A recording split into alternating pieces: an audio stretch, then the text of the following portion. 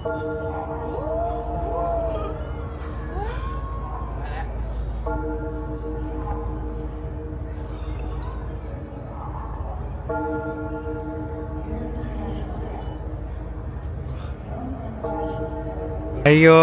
sumakses tayo guys. Nabuksan na yung mga ilaw. Wow. Yung umusali ito nga. Ganda. For 16 to 17 pesos, around 17 pesos, nakasakay tayo dito. Ito na pala yung Shanghai Tower guys. So this is China's tallest building and third in the world na tallest building siya. Wait, ang ganda pala dito guys. It's giving. Ayan. Kita natin dito ng mas maganda yung other side of the bond. Sa totoo lang, wala to sa itinerary ko. May mga nadidiscover tayong magaganda. Hello guys! Ni hao! Kumusta kayong lahat? This is Dave, the Kuripo Traveler. And it's our last night. Last night? Last day! Last day and night dito sa Shanghai, China. So mamaya, punta na tayong airport. Siguro mga 8 p.m. Kasi 1 a.m. yung flight natin.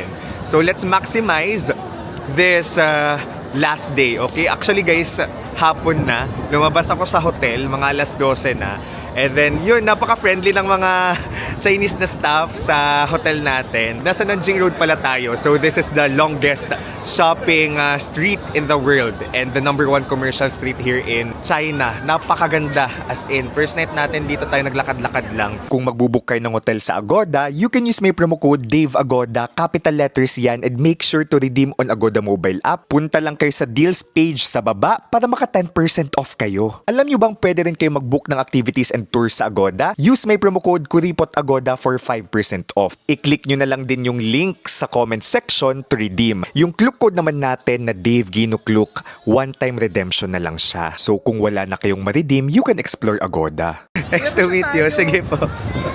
Ay, ang happy may Pinoy. Kagabi din may Pinoy ako nakita. Kuripo Traveler, right? Yes! Yeah. Salamat. Enjoy Shanghai. Thank you po. Enjoy. Kasi sabi ko, yung ano mo, ginagamit ko rin sa Ay, totoo. Kuripo Traveler. At dito tayo, saan mo ginamit sa China? Oo, dito. Sakto nakita po tayo. Ano po name mo? Jason po. Sir Jason, thank you so much. Welcome to Shanghai. Grabe ang lamig, sobra. Sobra. Like, 3 layers na Ilang ako. layer? 3 layers. Oo, Okay, bro. tapos dalawang makapal sa labas, tapos isa sa loob, sweater. Grabe ang lamig. Kaya nga, parang nakita ka na. Uy, parang lamig-lamig siya sa Pilipinas sa Tagalog. Gusto ko, Pinoy! Ayun! Salamat, sir. Picture din tayo, wait lang. Nakakatuwa! Kay sir, maraming salamat po. Ginagamit din daw niya yung promo code ko. Kakatuwa din kasi nagkaroon tayo ng friend, yung roommate natin na Spanish, si Andre. Magpupunta siyang Philippines. Ayun, makita ko siya. Like next month, this month and until next month. Tapos, hopefully gusto ko mag-Europe this year, guys. So, sana mangyari siya. Like, wala akong conflict by the end of the year. Tingnan natin.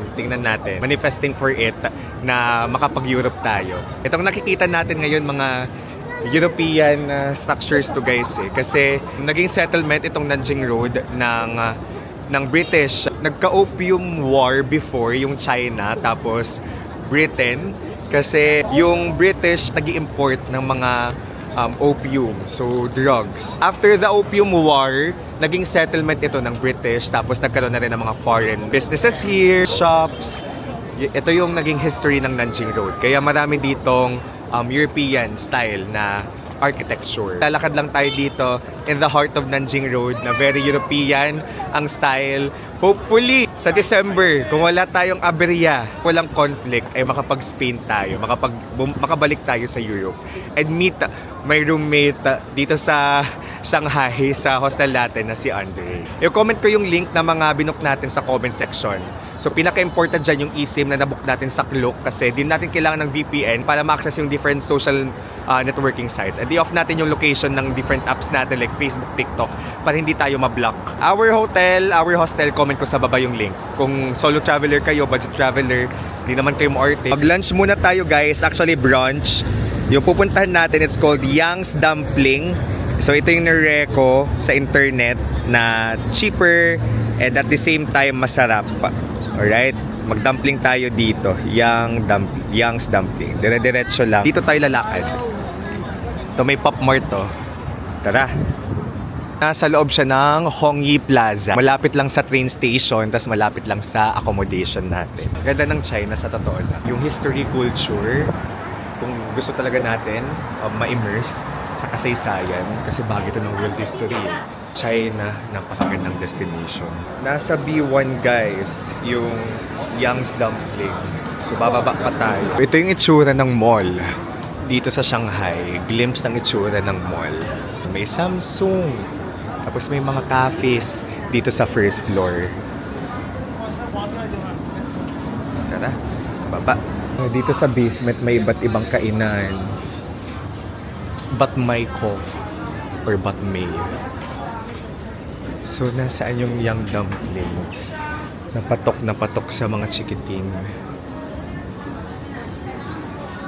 Kung di natin mahanap, kain na lang tayo ng iba. Ay, ito na guys, found it. So pipila ata tayo dapat dito. Puno. May nag-a-assist naman dito guys. One. For here? Sorry? For here. Yeah. Scan lang yung Alipay natin siya. May cashier tayo ng table. So, ganito. Siguro ganito kapag super best-selling yung kapag super sikat yung isang restaurant na pinipilahan. Sharing talaga ng table. And I don't mind. Grabe yung pila, oh. Di naubos. First night ko pa talaga gusto magpunta dito. Pero nabusog na tayo sa sa yung kinain natin na parang mochi doon sa may Nanjing Road. Thank you. Ito na yung pork dumplings natin guys. Ito talaga yung signature nila. Dito sila sumikat. Okay? Ito na guys yung noodles natin. So this is called spicy beef sauce noodles. So paired with this dumplings. Let's eat. Bit-bit lang ako ng water guys from the hotel. Okay. Tapos na, let's eat. Shucks, may init-init pa. Di ko na ipapakita yung pagkain ko guys ha. Pero butasan nyo muna to kasi may soup siya. Very flavorful. Ang sarap pati ng noodles. Nakakaiyak. Lasak na lasap kong China. Siya rin. Nag-request ako nito guys para sa dumplings natin. Tolerable pa rin ang ahang na guys. Di naman siya super spicy. Okay? Na to the point na inom ako nang inom ng tubig. Kahit na hindi ako minom ng tubig, okay lang. Busog guys. So nasa 288 pesos yung binayaran natin. So nasa 160 plus yung noodles and 110 yung pork dumplings. Ang sarap. Sobrang sulit. Well, hindi siya super spicy. Kasi kung super spicy man yun, girl, mangiyak-iyak na ako ngayon. Tea? Flower tea? Flower tea? Thank you. Sorry? No, it's okay. Sorry? Yeah. Alright. Paglabas guys, kasi nasa basement lang din. Train station. Ito exit 3. Because tayo ay mamimili ng souvenirs, ref magnet, mga pampasalubong. May Miniso din dito paglabas. Tara na guys. So sa transportation, Alipay ulit yung gamit natin. Okay, pero wait lang. So kung muna maghanap ng toilet. Papunta sa AP Plaza, tinatawag na AP Plaza. So Science and Technology Museum. So 5 stops from here. Dito tayo papasok. So ganito guys sa Beijing, pati sa Beijing. Dito sa China, may baggage check talaga, security check, may x-ray machines. This is Alipay. Ito kanina ginamit natin sa restaurant for payment. Tapos ito naman ngayon for transportation. Diyan lang sa taas. Tapos scan natin yung we will scan the QR code.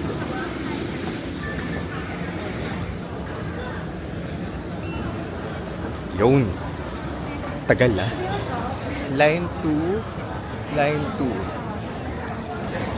Let's go, guys. Yung sasakyan natin ay towards Pudong International Airport. Dito ang baba natin, guys. Shanghai Science and Technology Museum. And swerte. Kasi paglabas natin, guys, may toilet na. So may mga toilet talaga sa mga station usually. Gulat ako na pagkalabas ng train ay may toilet na agad. For us boys, of course, may urinal. Tapos, tinignan ko yung mga cubicle. Squat toilet siya. Pero sa dulo, merong usual na toilet bowl. Alright, nakakita tayo. Scan ulit ng QR code. Exit.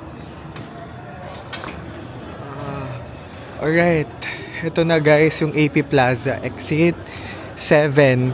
And SC Plaza nakalagay dito. But I think we're already here. Sige. Kasi nandito daw talaga yung mga murang bilihan ng mga pampasalubong or souvenirs like ref magnet. Itong SC Plaza is part of the larger AP Plaza. Okay? Last price. 35. This one's nice. I like this. It's okay. Chinese RMB 110. Yes. Okay guys, tapos na tayo. Gumamit tayo ng card. Kami pa dito sa other side guys. So before tayo umalis, pakita ko lang na ang dami pa niya. Pare-pareho lang. Kan ulit. Balik na tayo guys. Punta tayo sa The Bond. Ayan, kararating lang. Super sakto. Alipay again. Scan. Yun. Tara. Exit here tayo. Punta tayo ng The Bond. We're back in Hongyi Plaza guys. Dito tayo exit papuntang The Bond. Lapit na lang dito. Exit 3. Gusto ko actually makita kung paano magbukas yung mga ilaw sa The Bond. Sana hindi pa sila bukas. Nanjing Road, we're back. Tara, lakad sa The Bond. May liwanag pa kasi to be honest, di ko sure kung may liwanag pa nung nasa loob tayo ng AP Plaza. But meron pa. The most iconic spot here in Shanghai, The Bond. East Nanjing Road. Let's go. Yung shopping vlog pala natin guys, may separate vlog tayo for it. Kinat-short ko siya dito. Okay, para mabilis siyang ma-search kasi usually magtataka yung tao saan cheapest shopping. Tapos pili ko dapat stand-alone vlog siya. Ayun, bilisan natin habang naka-green. Dito tayo nung first night natin tapos syempre gabi na yon. So hindi ganito yung nadadaanan nating view. So kung saan tayo nagsimula, doon din tayo matatapos. Wow! Yan. Diyan tayo kumain nung first night natin, dinner. Tapos eto na, the majestic Pearl Tower. Sure ako, Pearl Tower yan guys. That is a TV tower and once the tallest building in Shanghai. Ngayon kasi guys yung tallest ay Shanghai Tower. Actually, ready na ako umuwi kasi we had a trip of a lifetime. Ang dami kong natutunan. May mga nakilala kong friends. My heart is so full. Sorry ng trip na to. Grabe, mag-isa lang tayo. Pero sobrang busog yung puso ko. Si OA! Tara, tingnan natin yung yung tower. Ganda. Pinul ko talaga na makita yung pagbukas ng mga ilaw dito kasi napakaganda nito sa gabi guys. As in, maraming nag-o-offer dito ng photoshoot. Picturean nga natin yan from here. Ay, ang ganda guys. Ang ganda. So this is the blue hour. Yung kaseset lang ng sun. 6, 5, 4, 3, 2, 1. Tapos dito ang ganda din guys. Oh. Yung sunset view doon, ganda. Tara, the most iconic spot area here in Shanghai, the Bond. So the old meets the new, the modern, the future. Charing. Ayan, no?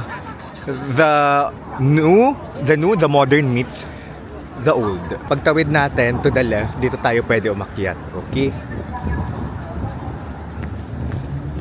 Let's go!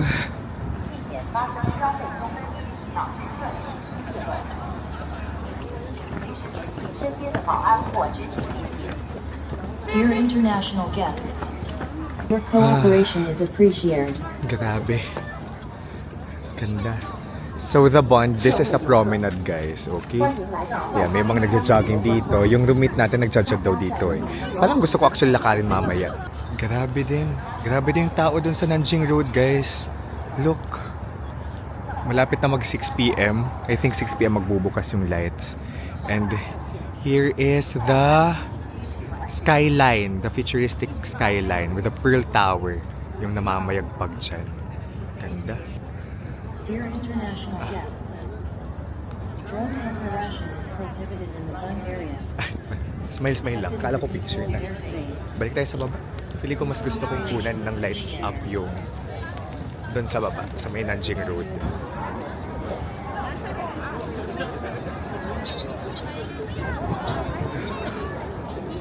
Six o'clock talaga usual nagla-light daw. Pero since winter, kala ko earlier, mga 5:30. Pero hindi pala, wala pa. Dami nagpipicture here. Kasi napakaganda naman talaga.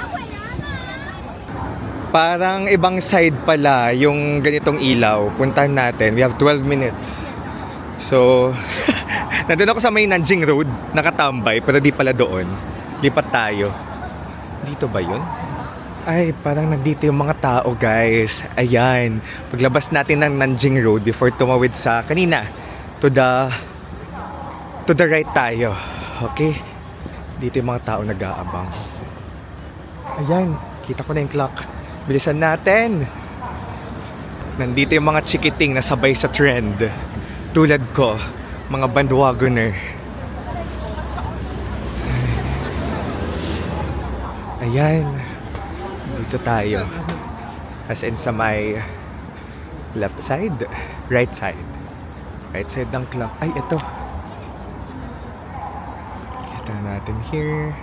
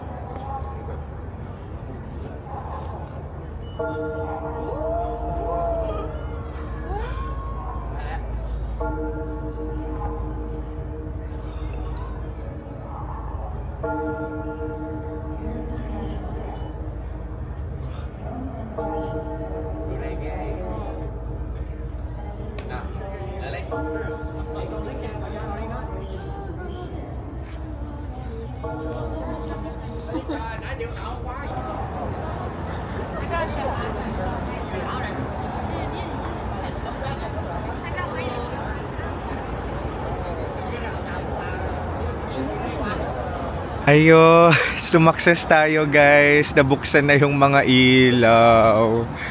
Ang ganda, dami nag-aabang dito. Ano ba tong building na tong nandito exactly? Tingnan ko nga, teka lang ha. Pero look, ang cute ni kuya. Pero look, maliwanag na. Tapos, ay may jowa. Tapos ayun yung Pudong skyline. Wow. So nice to see this here. Teka lang. Tingnan ko yung ano ha. Tingnan ko yung mismong spot. Marami nag-aalok dito ng photos. Like, mga naghahanap buhay. Huwag kayong maging rude sa kanila, okay? Just politely decline if ayaw nyo. Di din naman sila mapilit. Bangkok Bank. Ito. May Bangkok Bank dito, guys. Basta ito ha. Bangkok Bank. 30 yuan, 254. 150. Thank you. So, with digital copy or you how do you send? Gmail? airdrop. Airdrop only. Okay, airdrop only guys. 可以帮你多拍几张，选择自己喜欢的，选择一张很漂亮的照片。 I can help you take a few more photos. It's okay. Thank you. No, it's okay. I already have photos. Di ko sure kung may patong yon or may mga hidden charges pa like after. So, watch out na lang for it kasi very touristy spot ito. Parang too good to be to yung 200 plus. Pero if totoo na 200 plus lang, then why not, 'di ba? Pero again, kaya ko naman. Sabi ko, I have my camera, I have my cellphone, I have my itong DJI na okay naman yung photo. And this is enough for me. So, tara! Ngayon guys, parang may gusto kong sakyan na ferry na 2 yuan lang. Tara. Ano ng oras? 2:22. Let's go. Ganda guys, oh. Kung may kasama kayo, parang lumayo-layo pa kayo kasi mas kita sa mas malayo yung ganda ng buildings. Lakad lang tayo dito. Ay. Tapos tatawid tayo for the ferry. Okay? Tawid tayo here. Or pwedeng there. Or here na lang. Para sure. Di ko sure kung may pedestrian crossing pa doon. Or meron naman. Tara doon na lang. Para di sayang oras. Ayan. Alright. Nandyan yung mga ticketing office sa baba. Tara, sakto. Na green.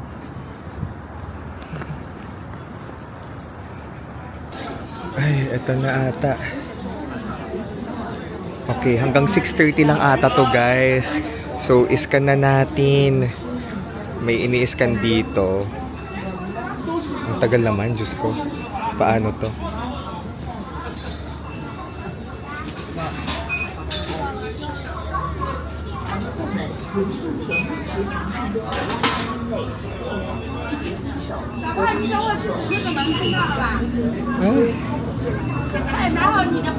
Wait for a minute. Loading. Agree.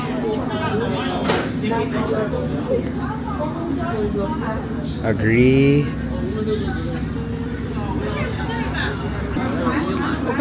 Okay. Excuse me. Excuse me. Alright, thank you. Ay, okay, okay.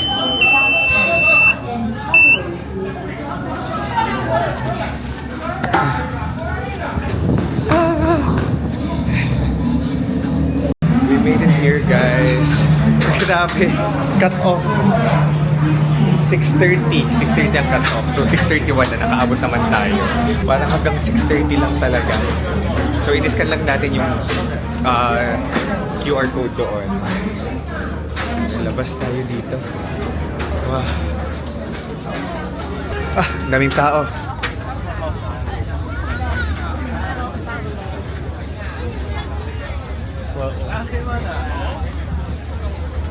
Siyempre mura. Pero at least makapag-cruise tayo dito guys ng 16 pesos lang.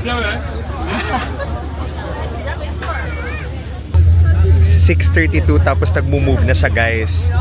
Wow. Ayan.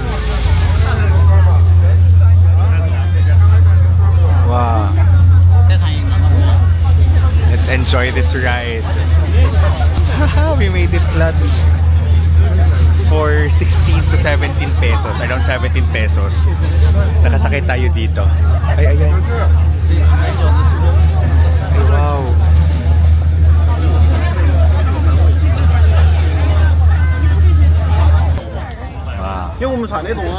Ganda. Ito guys yung mga tao. This is me. Diba? Ito lang vibe na here. But at least, di ba, nakatipid tayo for this cruise. malapit. Ayan, binablog ko din siya.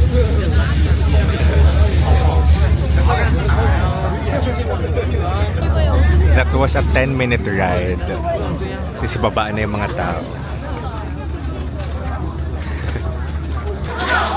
10 minutes lang siya, then babaan na.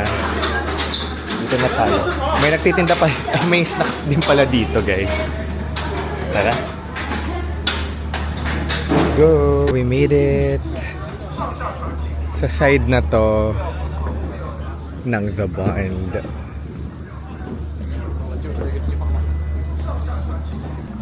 Ay, ang ganda din ng side na to. Mga skyscrapers naman, very modern. Shanghai. Ito na pala yung Shanghai Tower, guys. So this is China's tallest building and third in the world na tallest building siya.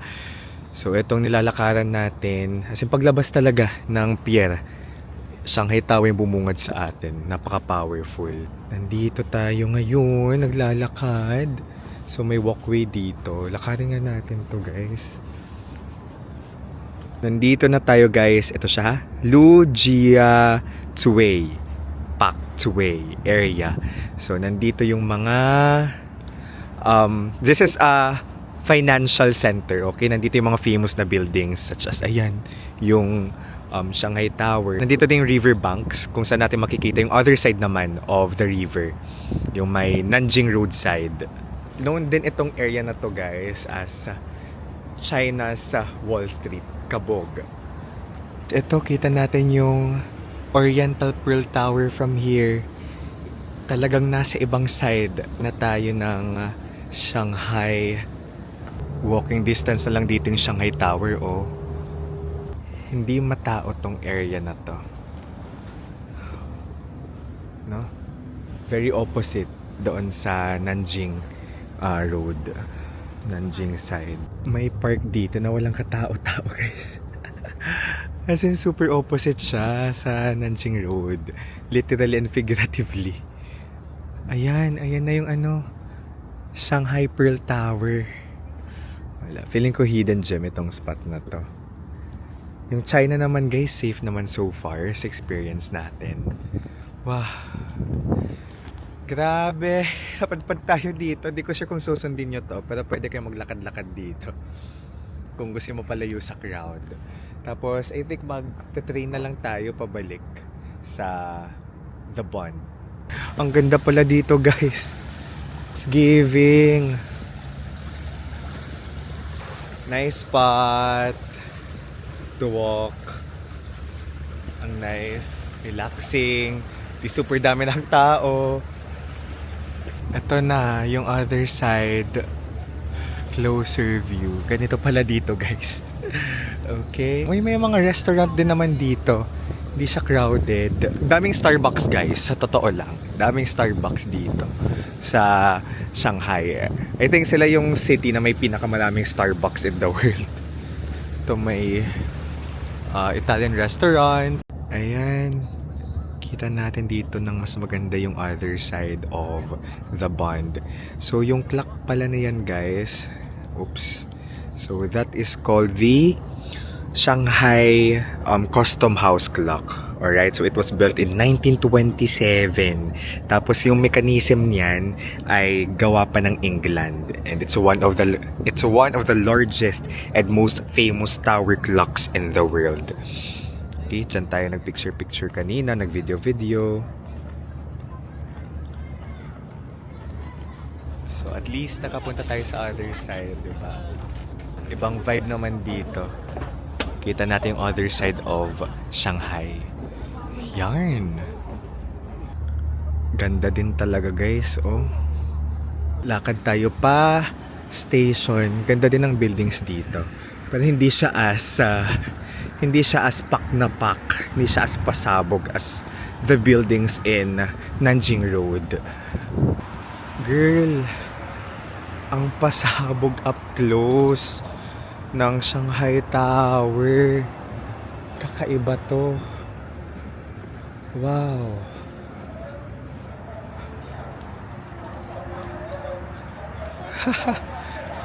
Grabe. Okay sa area na to, ah.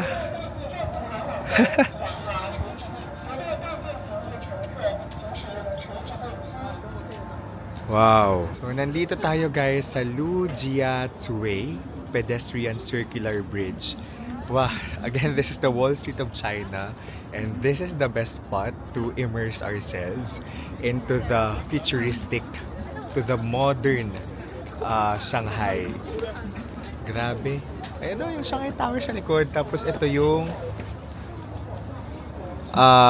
Oriental Pearl Tower. Napakaganda. Dami nating narating tonight, 'di ba? Look. Wow. Wowers. Wow.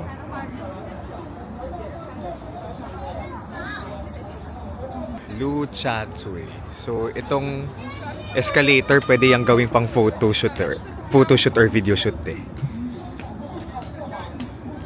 Ganda din dito. Lujiazui Financial City. Sa totoo lang, wala to sa itinerary ko.